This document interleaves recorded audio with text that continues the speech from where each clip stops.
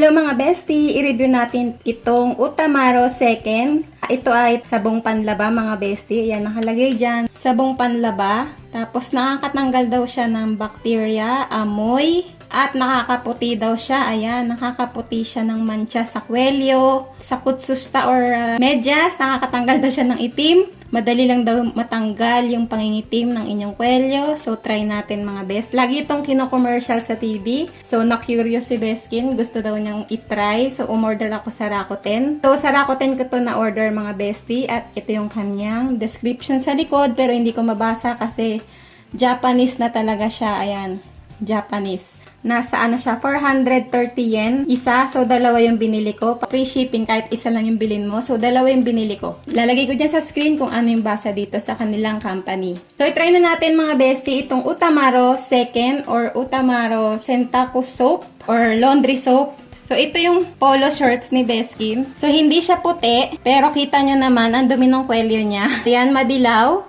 So, masusubukan natin kung talaga nakakatanggal to ng dumi sa kwelyo. Kasi ito yung problema sa mga kwelyo, di ba? Yung naninilaw, sumasama yung libag. Libag talaga. Libag or dumi sa leeg or batok. Try na natin kasi sa commercial nakakatanggal daw eh. So, try natin. So, kapag binili nyo to, naka-plastic siya na ganyan, Utamaro Second. Nakapackaging siya ng plastic. So, talaga namang okay yung kanyang packaging. Meron siyang engraved na Utamaro Second, Sentaku Second, or nakalagay dyan, laundry soap bar, ganyan, bar second. Utamaro Marusero. So, ang amoy niya, mabango siya, medyo mabango.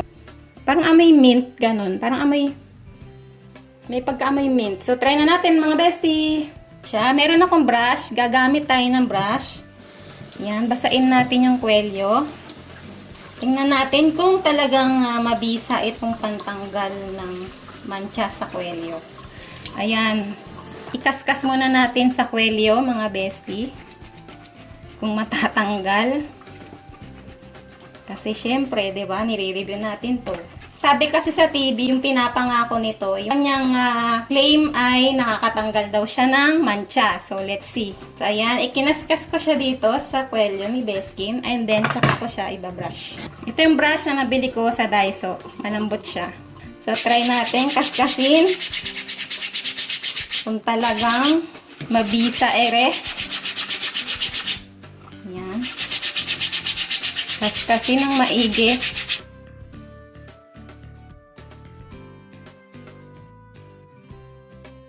Tapos, banlawan natin mga bestie. Wow, parang nakakatanggal nga. Medyo natanggal nga bestie. Hindi siya masyadong mabula kapag binabrush nyo sa kwelyo. So, parang natanggal yung pagka-itim niya mga best. Pero, nandito pa rin yung kulay nung pagka-mancha niya. Pero parang nabawasan yung pagka-itim. So, try ulit natin lagyan at sabunin ulit natin ng pangalawang sabon.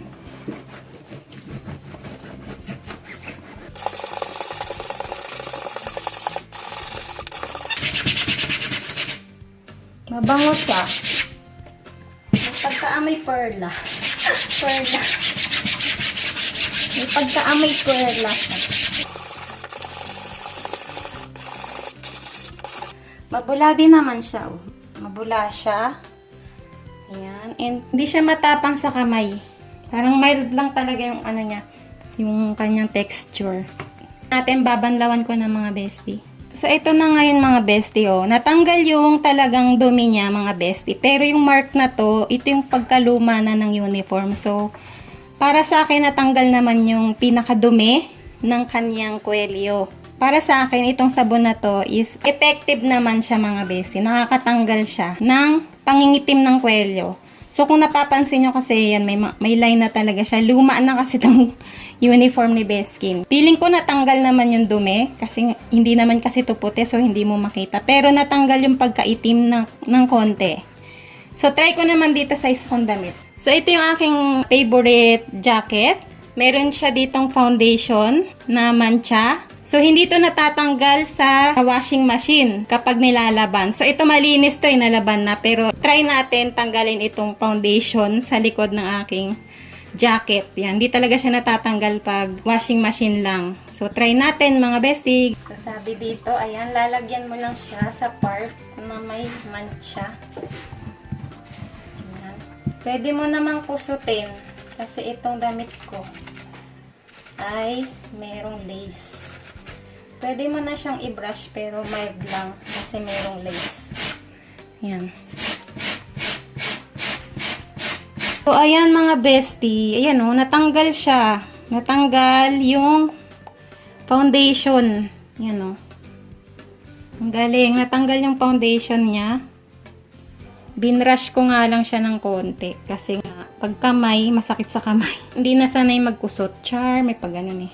So, ayan, papakita ko na lang to sa inyo kapag tuyo na siya kasi basa pa. So, hindi makikita yung finished product kung pumuti nga ba. Dinalawang brush ko siya ng sabon na to. Papakita ko sa inyo kapag natuyo na itong labahan, pati yung uniform ni Beskin. Kung talaga nga natanggal ang mga dilaw-dilaw o pangingitim sa kwelyo.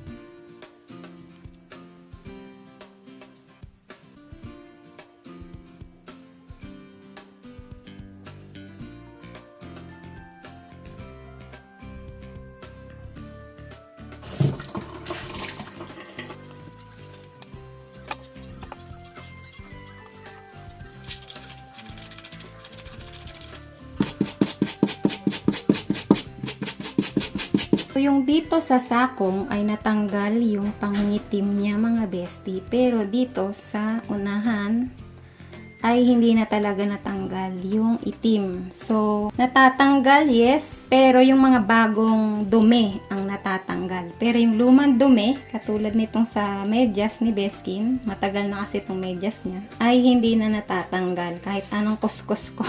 Kahit anong kuskus ko sa medyas, hindi talaga natatanggal yung pangingitim ng medyas. Ayan na, puti na yan ha. Puti na yung in-example ko ha.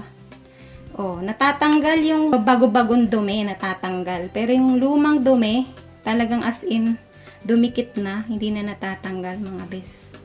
Kailangan na nito is Clorox, yung pampaputi talaga.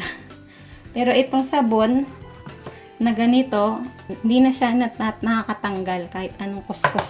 Kahit magkasugat-sugat pa yung kamay mo. Dalawang brush ang ginawa ko dyan, pero hindi talaga natanggal. Yung dito natanggal sa sakong. Siguro dahil bago-bago pa lang yung dumi sa sakong. Yan. Papakita ko na lang pag natuyo na yung mga nilabhan ko. So mga bestie, ito na yung resulta ng natuyo na nilabhan ko na kwelyo ng uniform ni Beskin. Charan! Wow! In fairness ha, natanggal. Medyo naman natanggal yung paninilaw. Tingnan nyo naman oh, pumuti talaga yung mismong marka. Wow, in fairness, akala ko hindi siya natanggal, pero in fairness natanggal, besh. Very good siya, yes. So, effective naman pala mga bestie kapag natuyo na yung labahan. So, okay na okay tong Utamaro soap bar or laundry soap bar na to. Talaga namang effective siya mga bestie. So, tcharan! Wow! In fairness ha, natanggal yung paninilaw yung dito sa may bandang batok. Kasi dyan ay may foundation na nahahawa sa aking batok. So, natanggal mga bestie. Fairness. Effective naman pala itong sabon na to. Wow. So, okay na okay itong sabon na to. Wow. Ito namang medyas mga bestie. Charan! Wow, in fairness. So, pumuti siya kapag natutuyo. Dito sa medyas, medyo talagang hindi natanggal itong isang pangingitim. Pero in fairness ha, napaputi niya ng konti itong medyas ha. Lalo na yung sa sakong oh. Wow, okay na okay naman pala itong Utamaro. Akala ko hindi talaga natanggal as in. Pero kapag natuyo, doon mo malalaman yung kanyang result. So ayan, ang aking final review dito sa Utamaro second or soap bar, laundry soap bar ay okay na okay mga bestie. Maire-recommend ko to dito sa Japan. Kung nasa Japan kayo, i-try nyo to mga bestie dahil nakakatanggal talaga siya ng pangingitim at paninilaw. Sa medyas medyo, pero ang ganda ng result mga bestie oh. Kita nyo agad yung result kapag natuyo yung labahan.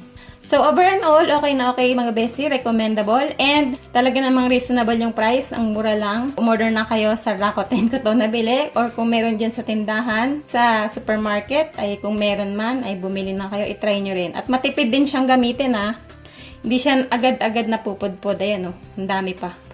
So, yun lang mga bestie ang review ko for today dito sa Utamaro 2nd. So, sana nagustuhan nyo and give me a thumbs up mga besties. So, bye! Sunod na review ulit. Bye-bye!